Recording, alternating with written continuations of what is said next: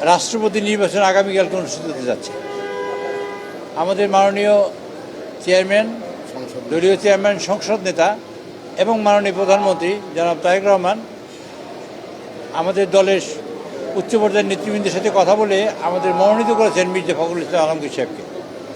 আমরা আজকের সংসদীয় দলের সভায় মাননীয় সকল সংসদ সদস্যদের কাছ থেকে আমরা তার পক্ষে ভোট চেয়েছি এবং বলেছি যে আগামীকালকে সবাই আমরা 1:30টার মধ্যে এখানে উপস্থিত হবো। ইনশাআল্লাহ 2টা থেকে ভোট শুরু হবে, 5টার মধ্যে ভোট গণনা হবে। আমরা যার সিদ্ধান্ত নিয়েছি সবাই মিলে তাহলে এই রকমের ইলেকশন কমিশন, আমরা এবং সংসদ সবাই মিলে যে সিদ্ধান্ত নিয়েছি যে নির্বাচন শুরু হওয়ার 5 মিনিট আগে থেকে আমাদের লাইভ টেলিকাস্ট হবে এবং মাননীয় মহামান্য রাষ্ট্রপতি এবং স্পিকার, মাননীয় প্রধানমন্ত্রী এবং বিরোধী দলীয় নেতা এবং যদি কোনো সদস্য যিনি আমাদের মির্জা ফখরুল ইসলাম আলমগীর হিসেবে আছেন তিনি ভোট দেওয়া, ওগুলো আমরা লাইভ দেখাবো। তারপর সব রেকর্ড করা হবে। আবার নির্বাচন শেষ হবার 5 মিনিট আগে আমরা সেই লাইভ শুরু করব। আবার নির্বাচনের ফলাফল ঘোষণা করা হবে এবং ফলাফলের পরে সেখানে ফল ঘোষণা করা হবে। এই পর্যন্ত আমরা লাইভ দেখাবো কালকে এবং আমরা সবাই বসে থাকবো।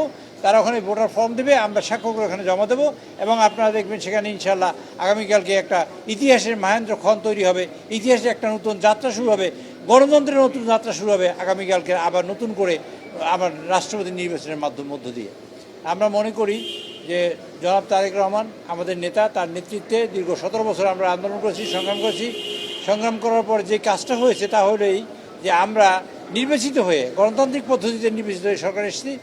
আমরা গণতন্ত্রকে প্রতিষ্ঠিত করতে চাই, প্রাতিষ্ঠানিক রূপ দিতে চাই, সরকার এবং বিরোধী দল ইনক্লুসিভ হয়ে দেশকে গণতন্ত্র প্রতিষ্ঠা করতে চাই এবং দেশের অগ্রগতিকে অব্যাহত রাখতে চাই।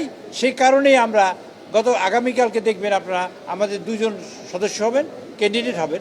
একজন হলো ডক্টর অলি আহমেদ, আরেকজন হলো আমাদের মির্জা ফখরুল ইসলাম আলমগীর সাহেব। আমরা ভোট হবে, এদেশের মানুষ ভোট কেমনে দেয়, কেমন করে দেয় সেটা আবার প্রত্যক্ষ করবে এবং মানুষের মনোজগৎ তৈরি হবে নতুন করে ভোটের প্রতি।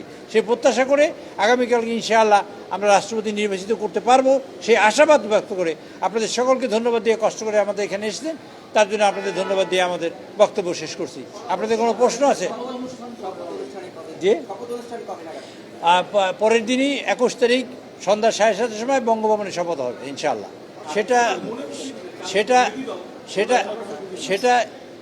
সেটা আমরা যারা সংসদ সদস্য হয়েছি তারা যথেষ্ট সেন্সিবল এবং মানুষের ভোট নিয়েই আমরা এখানে এসেছি।